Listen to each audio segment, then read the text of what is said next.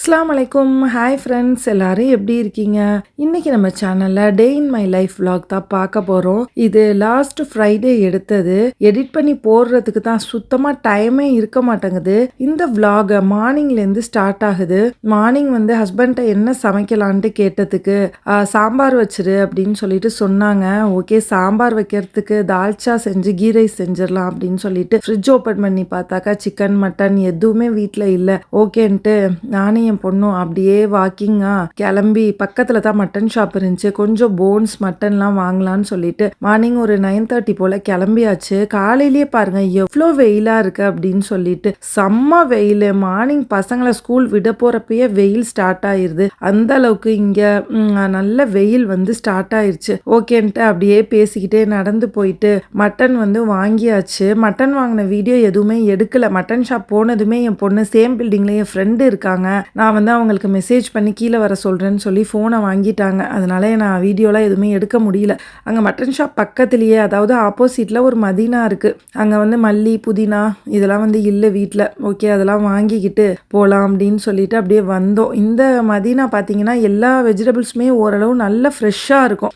வீட்டில் வெஜிடபிள்ஸ் இல்லாதப்ப அப்படியே நடந்து வந்து இங்கே முன்னாடிலாம் ஜாஸ்தியாக வாங்கிறது. இப்போ தான் டைமே இருக்க மாட்டேங்குது வரத்துக்கு. பசங்களோடையே அப்படியே பொழுது ஓடிடுது. மாமி வந்ததும் ரொம்ப பிஸியாக அவங்களோடைய full and full time spend பண்ணுற மாதிரி இருக்குது. ஊருக்கு அதெல்லாம் பேசிக்கிட்டு அப்படியே ஜாலியாக போய்கிட்டே இருக்குது. இதனாலேயே வீடியோ எடிட்டிங் பண்ணுறதுக்கெலாம் சுத்தமாக எனக்கு டைமே இருக்க மாட்டேங்குது. வீடியோஸ்லாம் நிறையா எடுத்து வச்சுருக்கேன். அப்பப்போ நான் வந்து டைம் கிடைக்கிறப்ப நம்ம சேனலில் அப்லோட் பண்ணிக்கிட்டே இருக்கேன் எடிட்டிங் பண்ணி. நீங்கள் பாருங்கள். சரி, வீடியோஸ்லாம் கம்மியாக தான் வருது அப்படின்னு சொல்லிட்டு நம்ம சேனல்லாம் மறந்துடாதீங்க. இந்த வீடியோவில் புதுசாக ஒரு ரெசிபியும் நான் ட்ரை பண்ணியிருக்கேன். ஸோ வீடியோ ஃபுல்லாக ஸ்கிப் பண்ணாமல் பாருங்கள். மல்லி புதினாலாம் பாருங்கள் எவ்வளோ ஃப்ரெஷ்ஷாக இருக்குது அப்படின்ட்டு அதையுமே பில் போட்டு வாங்கிடலாம் அப்படின்னு சொல்லிட்டு வாங்கியாச்சு. ஓகே, நான் வந்து வந்திருக்கேன்ல, எனக்கு ஏதாச்சும் வாங்கி கொடுங்க அப்படின்னு சொல்லிட்டு என் பொண்ணு ஜூஸ் செக்ஷன் போயிட்டாங்க. அப்புறம் ஏதாச்சும் வாங்கிக்கோமா அப்படின்னு அப்படியே பார்த்துக்கிட்டே இருந்துட்டு டைம் ஆகுதுன்னு சொன்னதும் டக்குன்னு லிச்சி இருந்துச்சு. லிச்சி தான் எடுக்க போனாங்க. அப்புறம் வேணான்ட்டு வச்சாங்க. லிச்சியே எடுத்துக்கோமா அப்படின்னு ஒன்று அவங்களுக்கு ஒன்றும் அவங்க அண்ணனுக்கு ஒன்றும் 2 இது வாங்கியாச்சு. எது வாங்கினாலும் சரி, எனக்கும் அண்ணனுக்கும் 2 கரெக்டாக அதெல்லாம் வந்து வாங்கிடுவாங்க. அண்ணனை விட்டுட்டு எதுவுமே வந்து சாப்பிட மாட்டாங்க. நம்ம ஏதாச்சும் சாப்பிட கொடுத்தாலும் அண்ணன் கொடுத்தியா அப்படின்னு சொல்லிட்டு கேட்பாங்க. அந்த மாதிரி அவங்க ஏதாச்சும் எடுத்து சாப்பிட போனாலும் அண்ணனுக்கு, எனக்கு, அவங்க டேடிக்கு எல்லாத்துக்குமே கொஞ்சம் கொஞ்சம் கொடுத்துட்டு தான் சாப்பிடுவாங்க. அது ஒரு நல்ல ஹேபிட் தான். சரின்ட்டு திங்ஸ்லாம் வாங்கிக்கிட்டு அப்படியே பேசிக்கிட்டே நடக்க ஆரம்பிச்சாச்சு. வீட்டுக்கு கிளம்புறப்பயே மாமி சொன்னாங்க, நீ வரத்துக்குள்ள நான் கொஞ்சம் வெங்காயம் தக்காளி எல்லாமே சமையலுக்குள்ளதெல்லாம் கட் பண்ணி வச்சிடுறேம்மா அப்படின்னு சொல்லிட்டு சொன்னாங்க. அதனால கொஞ்சம் வேலை ஈஸியாக தான் இருக்கும். டைமுமே பார்த்தீங்கன்னா 10:30 கிட்ட ஆயிடுச்சு. எப்படியும் நம்ம நடந்து போய் வாங்கிக்கிட்டு வரத்துக்கு ½ அன் ஹவருக்கு மேலேயே ஆயிடுச்சுன்னு வச்சுக்கோங்களேன். என்னதான் சஃபாரி நெஸ்டோண்டு நம்ம பல்காக திங்ஸ்லாம் வாங்கிக்கிட்டே இருந்தாலும் இந்த மாதிரி சின்ன சின்ன திங்ஸ்லாம் நம்ம அப்பப்போ கிட்ட இருக்கிற ஷாப்ஸ்லலாம் வாங்குற மாதிரி தான் இருக்கும். கீழே உள்ள சூப்பர் மார்க்கெட்லேயே நாங்கள் மோஸ்ட்லி வந்து எமர்ஜென்சிக்கு உள்ள திங்ஸ், வெஜிடபிள்ஸ், மில்க் அந்த மாதிரி வாங்கிக்கிறது. இது வந்து நம்ம மட்டன் வாங்க போனதுனால அப்படியே மதீனாவும் போகலாம் அப்படின்னு சொல்லிட்டு போயிட்டு வந்தாச்சு. இந்த லிஃப்ட்டுக்கு வெயிட் பண்ணிக்கிட்டு இருக்கோம்.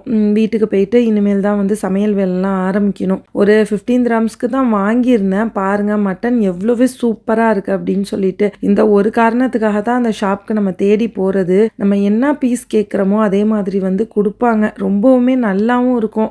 இந்தியன் மட்டன் மட்டும்தான் கொடுப்பாங்க. நான் கிட்டத்தட்ட ஒரு 2 இயர்ஸாக இந்த ஷாப்பில் மட்டும்தான் மட்டன் வாங்குவேன். வேற லூலு நெஸ்டோன்னு எங்கேயுமே வாங்க மாட்டேன். இஞ்சி பூண்டுமே வந்து காலி ஆயிடுச்சு. முந்தின நாள் வந்து இஞ்சி பூண்டு வாங்கி இருந்தோம். மாமி வந்து எல்லாத்தையுமே வந்து உரிச்சிட்டு குட்டி குட்டியாக அழகாக கட் பண்ணி வச்சுட்டாங்க. அவங்க இருந்ததுனால எனக்கு இந்த டைம் வந்து இஞ்சி பூண்டு உரிக்கிற வேலை சுத்தமாக இல்லை. நீ பாக்கி வேலைலாம் பாருமா, நானே வந்து இதெல்லாம் பண்ணிடுறேன், நான் இருக்கேன்ல அப்படின்னு சொல்லிட்டு சொன்னாங்க. அதுவே நம்மளுக்கு ஒரு பெரிய ஆறுதல் தான். ஒருத்தங்க நம்ம கூட பேசுறதுக்கு இருக்கிறதுக்கும், வேலை பார்க்குறப்ப இதே மாதிரி நம்ம கூட சேர்ந்து வேலை பார்க்கறதுக்கும் இருக்குது ரொம்பவுமே பெரிய ஆறுதல். ஊரில் இருந்தோம்னாக்கா நம்ம எல்லாரோடையுமே சேர்ந்து இருப்போம். ஆனால் இங்கே நம்ம தனியாக இருக்கிறதுனால ஊர்லேருந்து இப்படி யாராச்சும் வந்தாங்கன்னா நம்மளுக்குமே ரொம்ப ஹாப்பியாக இருக்கும்னு வச்சுக்கோங்களேன். வாஷ் பண்ணியாச்சு. பருப்புமே வந்து போகிறப்ப ஊற வச்சுருந்தேன். சரி பாதியாக துவரம்பருப்பு கடலைப்பருப்பு ரெண்டுமே வந்து ஊற வச்சுக்குவேன். இன்னைக்கு ½ டம்ளர் துவரம்பருப்பு, ½ டம்ளர் கடலைப்பருப்பு ரெண்டுமே ஊற வச்சுட்டு போயிட்டேன். இது கூடவே மட்டன், கொஞ்சம் வாட்டர், எக்ஸ்ட்ராவாக எதுவுமே நான் சேர்க்க மாட்டேன். சால்ட்டு கூட சேர்க்க மாட்டேன். இதை மட்டும்தான் நான் வந்து வேக வச்சு எடுத்துட்டு அதுக்கப்புறமா தான் வந்து தால்ச்சாக்குள்ள வேலைலாம் பார்ப்பேன். ஊர்லேருந்து வந்த 24 கேரட் ரைஸ் இருந்துச்சு. அதில் தான் வந்து கீ ரைஸ் செய்யலாம் அப்படின்னு சொல்லிட்டு அதையுமே எடுத்து ரெடி பண்ணி வச்சுட்டேன். என்னதான் க்ளீனாக வந்தாலும் நம்மளும் ஒரு தடவை க்ளீனாக இருக்கான்னு பார்த்துட்டு அதுக்கப்புறமா தான் அதை வந்து களைஞ்சிட்டு ஊற வச்சாச்சு.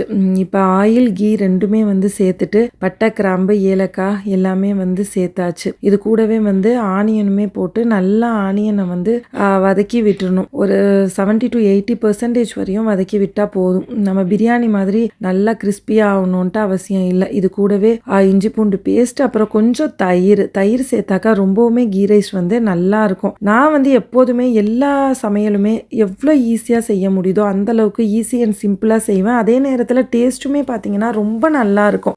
இதோட மல்லி புதினா ரெண்டையுமே வாஷ் பண்ணிவிட்டு இதையுமே சேர்த்தாச்சு. இப்போ ரைஸ்க்கு தேவையான அளவு தண்ணியுமே வந்து சேர்த்துக்கிட்டணும். நான் இன்னைக்கு 1 கிளாஸ் ரைஸ்க்கு 2 கிளாஸ் தண்ணி அந்த மாதிரி வந்து மொத்தம் 2.5 கிளாஸ் ரைஸ்க்கு 5 கிளாஸ் தண்ணி வச்சு சால்ட்டுமே சேர்த்து நல்லா கொதி வந்ததுக்கு அப்புறமா நம்ம ஊற வச்சிருந்த ரைஸ் வந்து சேர்த்துக்கிடணும். 24 கேரட் ரைஸ் வந்து அதிக நேரம் ஊற வைக்க தேவையில்லை. ஒரு 15 மினிட்ஸ் ஊற வச்சா போதும். சைட் பை சைடை வந்து பருப்புமே வந்து வெந்து வர ஆரம்பிச்சிருச்சு.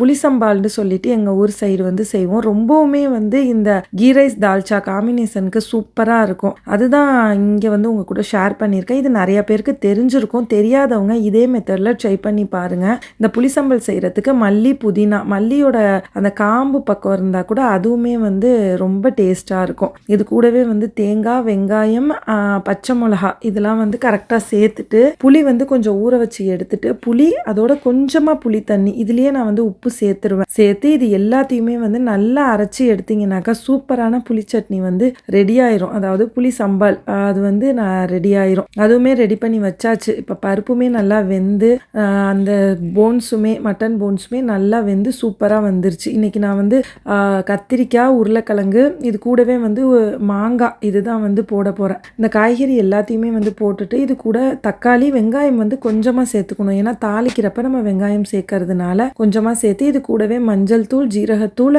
மிளகாத்தூள் கொஞ்சம் பச்சை மிளகா கொஞ்சம் உப்பு போட்டு எல்லாத்தையும் நல்லா வேக வச்சு எடுத்துட்டு லாஸ்ட்டில் கொஞ்சம் புளி வந்து நம்ம சேர்த்துக்கணும். சேர்த்துட்டு தாளிப்புக்கு எண்ணெய் ஊற்றி பட்டை கிராம்பு ஏலக்காய் இது கூடவே நிறைய கருவேப்பிலை நிறைய வெங்காயம் போட்டு இஞ்சி பூண்டு பேஸ்ட் அப்புறம் மிளகாத்தூள் இது எல்லாமே சேர்த்து தாளித்து விட்டுருங்க.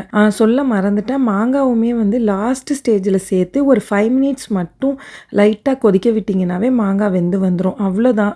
சூப்பராக இன்றைக்கி சாப்பாடு ரெடி ஆயிடுச்சு. கீ ரைஸ் தால்ச்சா இது கூடவே அப்பளம் புளி சம்பல். ஃப்ரைடே அப்படின்னாவே எப்படியும் டைம் ஆயிரும் தான். கடகடன்னு சமைச்சிட்டு குளிச்சுட்டு தொழுதுட்டு அதுக்குள்ளே ஹஸ்பண்டுமே தொழுதுட்டு வந்துட்டாங்க. சாப்பிட்டுட்டு ஓகேன்ட்டு கொஞ்சம் நேரம் ரெஸ்ட் எடுக்கலான்ட்டு அப்படியே பேசிட்டு உட்காந்துருந்தோம்.